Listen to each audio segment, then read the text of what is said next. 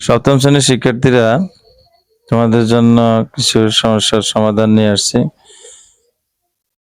এই সমস্যাটা হচ্ছে যেমন এরকম সমস্যা পরীক্ষায় আসবে যে সর্বোচ্চ সংখ্যা কত 88, সর্বোচ্চ সংখ্যা 88, সর্বনিম্ন সংখ্যা 56 হলে শ্রেণী সংখ্যা কত যদি শ্রেণী ব্যক্তি 6 হয়। তো অর্থাৎ তোমাদেরকে প্রশ্নের মধ্যে শ্রেণী ব্যক্তি দিয়ে দেওয়া হবে, সর্বোচ্চ সংখ্যা সর্বনিম্ন দেওয়া হবে, শ্রেণী সংখ্যা বের করতে হবে। শ্রেণী সংখ্যা বের করতে হলে যেটা করবা সেটা হচ্ছে তোমরা অবশ্যই প্রথমে পরিসরটা বের করে নিবে। শ্রেণী সংখ্যা বের করার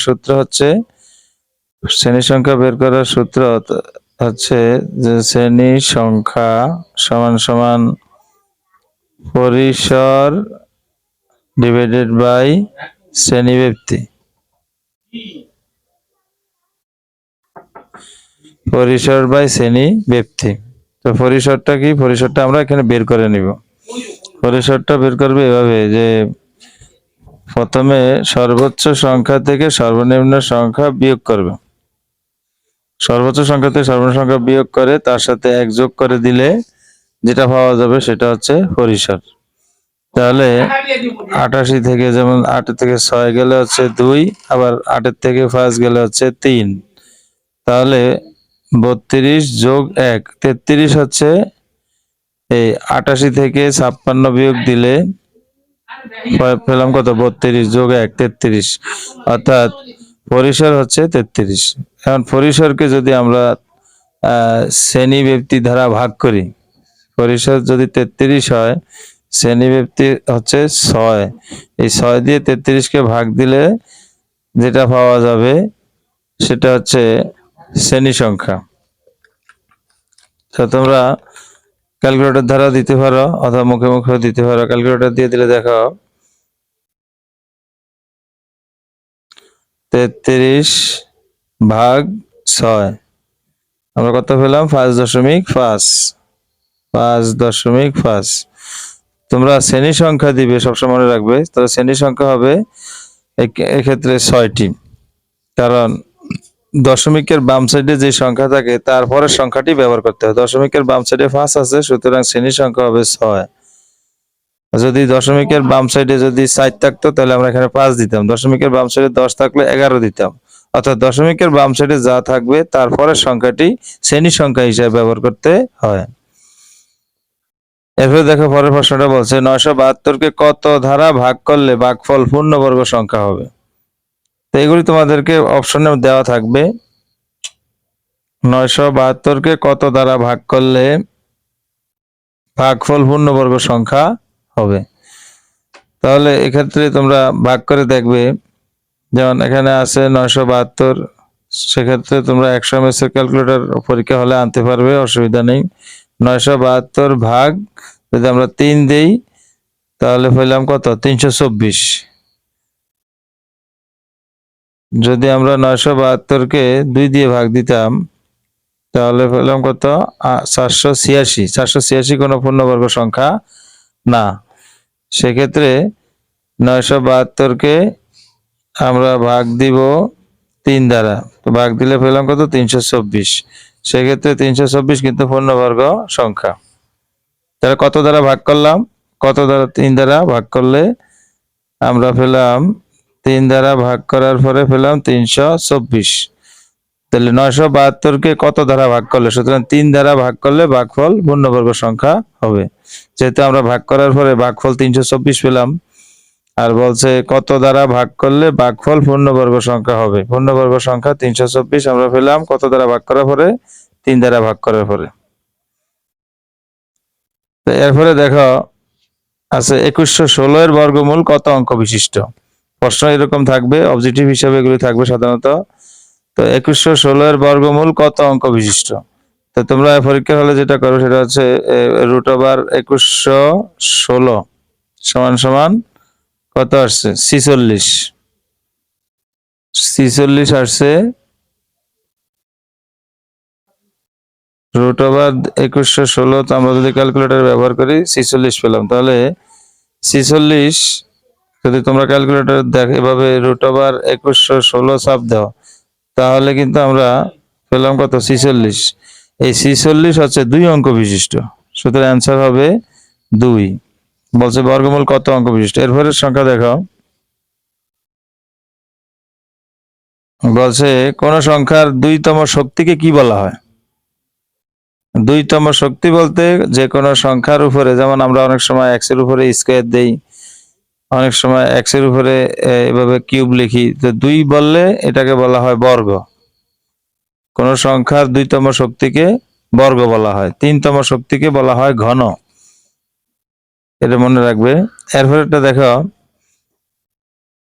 √8 এর মান কত। √8 এর মান হচ্ছে, √8 যদি হয়, তো √8 এর পরিবর্তে আমরা যেমন এখানে দেখো 4 দুগুণে 8, এগুলি ভাঙতে গেলে সবসময় একটা পূর্ণবর্গ সংখ্যা এবং একটা পূর্ণবর্গ সংখ্যা নয় এমন সংখ্যা ব্যবহার করতে হবে। পূর্ণবর্গ সংখ্যা হলো 4, যেমন 1, 4, 9, এগুলি হলো পূর্ণবর্গ সংখ্যা। তো আমরা সেক্ষেত্রে এই 8 যদি লিখতে যাই তাহলে 4 দুগুণে 8 অর্থাৎ একটা পূর্ণবর্গ সংখ্যা আমরা ব্যবহার করতে পারি। আর এভাবেই মূলত এগুলি ভাঙতে হয়। 4 দুগুণে 8 ব্যবহার করলে 4 এর বর্গমূল হচ্ছে 2 আর 2 এর বর্গমূল √2, অর্থাৎ √8 এর মান হচ্ছে 2 √2, এভাবে।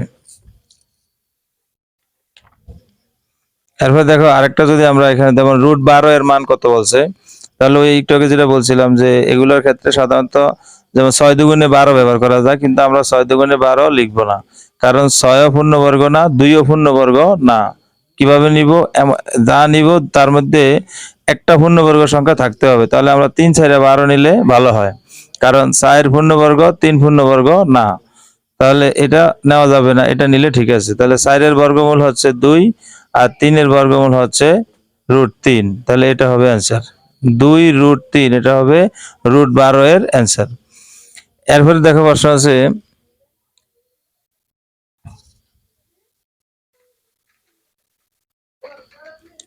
√12 এর মান কত।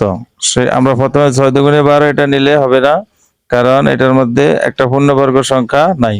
কিন্তু 3, 4, 12 নিলে 4 আর 3 এর মধ্যে 4 কিন্তু পূর্ণবর্গ, তাহলে এটা নেওয়া যাবে। 4 এর বর্গমূল হচ্ছে 2, 3 এর বর্গমূল √3, এইভাবে। তাহলে এটা অ্যান্সার হিসাবে নেওয়া যায়। 81 কে কত দ্বারা গুণ করলে গুণফল পূর্ণবর্গ হবে। তো 81 কে আমরা যদি 2 দিয়ে গুণ দিই তাহলে কত আসে, 2 একে 2, 8 দুগুণে 16, 162। 162 পূর্ণবর্গ না। 3 দিয়ে যদি আমরা গুণ দিই তাহলে 3 একে 3, 3 8 24, 243। এটাও পূর্ণবর্গ সংখ্যা না। বলছে গুণফল পূর্ণবর্গ হতে হবে। যদি আমরা 4 দিয়ে গুণ দিই তাহলে আসে 4 একে 4, 4 8 32। এটা কিন্তু পূর্ণবর্গ সংখ্যা। এটা হচ্ছে 18, 18 গুণ দিলে এটা পাওয়া যায়। 18 গুণ 18 গুণ দিলে 324 পাওয়া যাবে। তাহলে অ্যান্সার হবে 81 কে কত দ্বারা গুণ করলে, অর্থাৎ 4 দ্বারা গুণ করলে গুণফল পূর্ণবর্গ হবে, এইভাবে। এরপরে √400 সমান সমান কত। √400 সমান সমান হবে 20, কারণ 20 গুণ 20 দিলে 400 হয়, তাহলে অ্যান্সার হবে 20। পরিসংখ্যানে ব্যবহৃত বিভিন্ন সংখ্যা সমূহকে কি বলা হয়। পরিসংখ্যানে ব্যবহৃত বিভিন্ন সংখ্যা সমূহকে বলা হয় উপাত্ত।